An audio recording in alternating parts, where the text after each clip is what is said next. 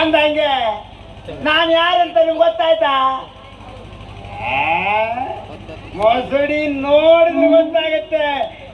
ಅಲ್ಲ ನಾನು ದೂತ ಊರಿಗೆಲ್ಲ ಬಿಡ್ತೀನಿ ನಾಥ. ತಪ್ಪಿಗೆ ಈ ಸರ್ಪಕಾಯ ಮಹಾರಾಜನ ಆಸ್ಥಾನದಲ್ಲಿ ಸಂದೇಶವನ್ನು ರವಾನಿಸುವಂತ ದೂತ.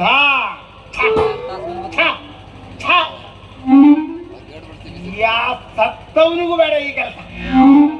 ಅದೊಂದು ಕೆಲಸವೇ ದೊಡ್ಡ ಕೆಲಸ ಅಂತ ಮಾಡಿದ್ದಾರೆ. ಅದೇನು ಹೇಳ್ತಾರಲ್ಲ, ಕಷ್ಟಕ್ಕೆ ಬೆಂಕಿ ಬಿದ್ರೆ ಎಲ್ರಿಗೂ ಗೊತ್ತಾಗ್ತದೆ, ಹೊಟ್ಟೆಗೆ ಬೆಂಕಿ ಬಿದ್ರಿ ಯಾವನೇ ಗೊತ್ತಾಗ್ತದೆ ರೀ ಅಂತ. ಅಲ್ರಿ, ಭಿಕ್ಷೆ ಬೇಡವನಾದ್ರೂ ಸಮಯಕ್ಕೆ ಸರಿಯಾಗಿ ಊಟ ಮಾಡ್ತಾನೆ, ಸಮಯಕ್ಕೆ ಸರಿಯಾಗಿ ನಿದ್ದೆ ಮಾಡ್ತಾನೆ. ಆದರೆ ನಮ್ಮ ಕೆಲಸದಲ್ಲಿ ನಮಗೆ ನಿದ್ದೆ ಇಲ್ಲ, ಊಟ ಇಲ್ಲ, ಅದು ಇದು ಅಂತ ನೆಮ್ಮದಿ ಇಲ್ಲವೇ ಇಲ್ಲ.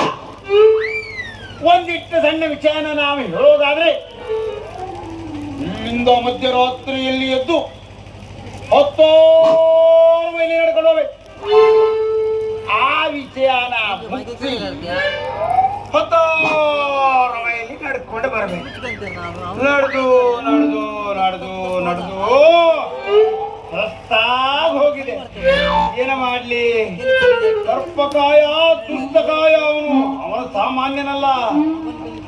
ಅವನ ಕಣ್ಣಿಗೆ ಬಿದ್ರೆ ನನ್ನ ಜೀವನದಲ್ಲಿ ನಾನು ಬರೀ ಸಂದೇಶವನ್ನು ರವಾನಿಸಿ ರವಾನಿಸಿ ರವಾನಿಸಿ ಹೋದೆ. ಆದರೆ ಒಂದು ಹೆಣ್ಣನ್ನು ನನಗೆ ಗಂಟೆ ಹಾಕಲಿಲ್ಲವಲ್ಲವಲ್ಲ ಪರಮಾತ್ಮ ಏನು ಮಾಡಿದ. ಮೊದಲೇ ನನ್ನ ಸರಿ ಇಲ್ಲ. ಸರಿ ಇಲ್ಲ ಅಂದ್ರೆ ನೀವು ತಪ್ಪು ತಿಳಿದುಕೊಂಡಿರಿ. ಸರಿ ಇಲ್ಲ ಅಂದರೆ ನನ್ನ ಹಣೆಯ ಬರಹ ಸರಿಯಿಲ್ಲ. ಆ ಬ್ರಹ್ಮ ದೊಡ್ಡ ತಪ್ಪು ಮಾಡಿದ್ದಾನೆ. ಎಲ್ಲರ ಹಣೆಯ ಬರವನ್ನ ನವಿಲುಗರಿಯಲ್ಲಿ ಬರೆದರೆ ನನ್ನ ಹಣೆಯ ಬರವನ್ನ ಆ ಕಟ್ಟೆಯ ಬಾಲದಲ್ಲಿ ಬರೆಯಬೇಕೆ? ಹೀಗಾದ್ರೆ ನಾನು ಹೆಣ್ಣನ್ನು ಕಾಣುವುದೇ, ಹೆಣ್ಣಿನ ಜೊತೆಗೆ ಮದುವೆಯಾಗುವುದೇ, ಸಂಸಾರ ಮಾಡುವುದೇ? ಎಲ್ಲೋ ಬ್ರಹ್ಮದೇವ, ನನ್ನ ಕೃಪೆಯಿಂದ ಒಂದು ಹೆಣ್ಣನ್ನು ದಯ ಪಾಲಿಸು ತಂದೆ. ಬಾಣ ಬಂಗಾರ ನೀನು, ಹಳೆಯ ಸಿಂಗಾರ ನೀನು, ನಿನ್ನ ಕೈಲಾಡ ಗೊಂಬೆ ನಾನಯ್ಯ, ನಾನಯ್ಯ ಗೊಂಬೆ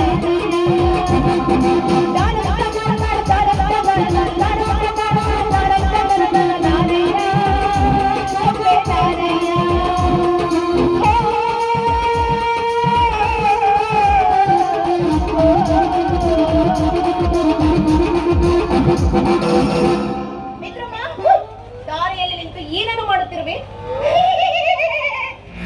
ಅದನ್ನು ಹೇಳುವುದಕ್ಕೆ ಸಮಯವಲ್ಲ. ಏಕೆಂದರೆ ಅಂಡರ ಹತ್ಯ, ಪಿಂಡರ ಹತ್ಯ, ಕುಂಡೀರ ಹತ್ಯ, ಹಾಗೂ ಹಾಗೆ ರಜಹಸ್ಯ ನೀನು ಕೇಳಬಾರ್ದು, ನಾನು ಹೇಳಬಾರ್ದು. ಹೇಗಾಗಲೂ ನಾನು ಮಹಾರಾಜರಿಗೆ ಪಿಂಡ ಪ್ರದಾನ ಮಾಡಿ ಬರ್ತಾ ಇದ್ದೇನೆ. ಇಷ್ಟು ಬಾರಿ ಹೇಳಬೇಕು ನಿನಗೆ. ಪಿಂಡ ಪ್ರದಾನ ಅಲ್ಲದು, ದಂಡ ಪ್ರಮಾಣ. ಸರಿಯಾಗಿ ಹೇಳು. ನೋಡು ತುಮಿಂಡಿ, ಮಧುಮಣಿ. ಮುದುಮಿಣ್ಣಿ ಏ ನಿನ್ನ ನಾಲಿಗೆ ಏನು ಬಂದಿದೆ? ಮಧುಮಣಿ. ನೋಡು ಮಧುಮಣ್ಣಿ, ಸರ್ಪಕಾಯ ಮಹಾದುರುಳ. ಅದಕ್ಕೆ ಹೇಳ್ತಾ ಇದ್ದೀನಿ, ನೀನು ಅವನೊಂದಿಗೆ ನೀನು ಹೆಚ್ಚಿಗೆ ಸಲಿಗೆಯಿಂದ ವರ್ತಿಸಲೇ ಬೇಡ. ಯಾಕೆಂದರೆ ಅವನಿಂದ ಹತ್ತಿರದಿಂದ ಬಲ್ಲವಳು ನೀನಲ್ಲವೇ. ವಿದ್ರುಮ, ನಾನು ಒಬ್ಬಳ ನರ್ತಕಿ ಎಂದ ಮೇಲೆ ಎಲ್ಲರ ಜೊತೆಗೆ ಸಂಬಂಧವನ್ನು ಇಟ್ಟುಕೊಳ್ಳಬಹುದಿಲ್ಲ. ಅದರಿಂದಲೇ ನೀನು ಶೂರ್ಪನಖಿಯಾಗುವೆ ಅಂತ ನನಗೆ ಗೊತ್ತು. ಏನನ್ನ ನುಡಿಯುತ್ತಿರುವೆ ಈ ನಿನ್ನ ಬಾಯಿಯಲ್ಲಿ? ಬಾಯಿಯಲ್ಲಿ ನುಡಿಯದೆ ಇನ್ನೆಲ್ಲಿಂದ ನುಡಿಯಲಿ ನಾನು? ಅದೇ ಬಾಯಿನಲ್ಲೇ ನುಡಿ. ನುಡಿತಾ ಇದ್ದೀನಿ ನೋಡು. ಮೊಟ್ಟೆ ಕೆಟ್ಟವನು ಇಂದ್ರ, ಮೊಟ್ಟದೆ ಕೆಟ್ಟವನು ರಾವಣ. ಆ ಸರ್ಪಕಾಯ ಯಾರನ್ನು ಬಿಟ್ಟಿಲ್ಲ, ಯಾವುದನ್ನು ಬಿಟ್ಟಿಲ್ಲ. ಯಾಕೆಂದ್ರೆ ಅವನಗದ ಪ್ರಹಾರವೇ ಆಗಿದೆ. ಹೌದು ಹೌದು ಹೌದು, ನಾನು ಅವರ ಗದೆಯನ್ನು ನೋಡಿದ್ದೇನೆ. ಆದಷ್ಟು ಬೇಗ ರಾಜನಿಗೆ ತಗೊಂಡು ಹೋಗುತ್ತಿರುವ ಒಡವೆ ವೈದ್ಯರುಡ್ಡಿಗಳನ್ನೆಲ್ಲ ತೆಗೆದುಕೊಂಡು ನನಗೂ ನೀನು ನಾನು ಬೆಂಕಿ ಹಚ್ಚುವ ಕೆಲಸ ಮಾಡಿದರೆ ನೀನು ಚಳಿಗಾಯಿಸುವ ಕೆಲಸ ಮಾಡುತ್ತೀಯ. ನೀನು ಯಾರೊಂದಿಗೆ ಎಲ್ಲೆಲ್ಲಿ ಹೇಗೆ ಹೇಗೆ ಚಳಿಗಾಯಿಸಿಕೊಳ್ಳುತ್ತಿರುವಿ ಅಂತ ನನಗೆ ಚೆನ್ನಾಗಿ ಗೊತ್ತು. ದ್ವಾರಪಾಲಕ ಮಣಿಚ ಅವನ ಜೊತೆ ಚಕ್ಕಂದ ಆಡುತ್ತಿರುವಿ ಅಂತ ನನಗೆ ಗೊತ್ತಿಲ್ಲವೇ?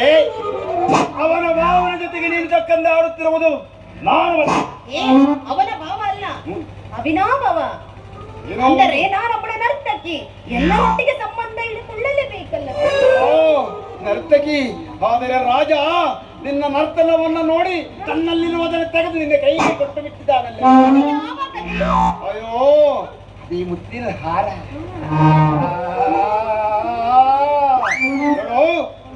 ಈ ಸರ್ಪಾಕ್ಷಪುರದಲ್ಲಿ ವಿದ್ರುಮ ಧೂತನಿದ್ದಂಗೆ. ಆದರೆ ಈ ವಿದ್ರುಮ ಸಪ್ತ ಪುರುಷ. ದಡ್ಡ ದಡ್ಡ ಇಷ್ಟು ಹೇಳಬೇಕು. ಅದು ಸಪ್ತ ಪುರುಷ ಅಲ್ಲ, ತತ್ಪುರುಷ.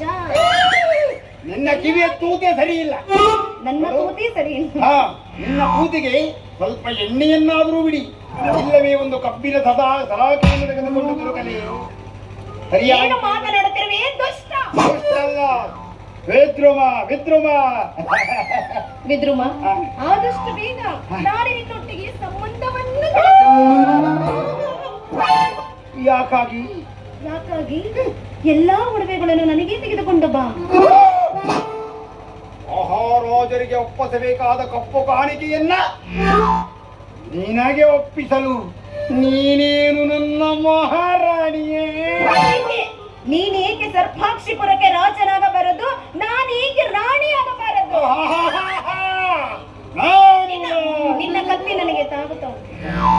ನನ್ನ ಕತ್ತಿಯ ಭುಜಬಲದ ಪರಾಕ್ರಮವೇನು ಗೊತ್ತೇ?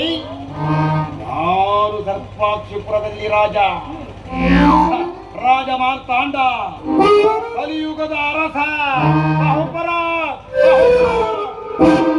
ಎಂದು ನನಗೂ ಹೇಳುವರೆ. ನೀನು ಮಹಾರಾಣಿಯಾಗುವೆ. ಆದಷ್ಟು ಬೇಗ ನಾವಿಬ್ಬರ ವಿವಾಹವಾಗಬಿಡೋಣ. ವಿವಾಹ ಆದ ಮನೆ ಆಮೇಲೆ ಮೊದಲು ನಮ್ಮಿಬ್ಬರ ಮಿಲನವಾಗಲಿ. ಆಗಲಿ ಬಾ ಪ್ರಿಯತಮ. ಪ್ರಿಯತಮನೇ, ಅಲ್ಲಿ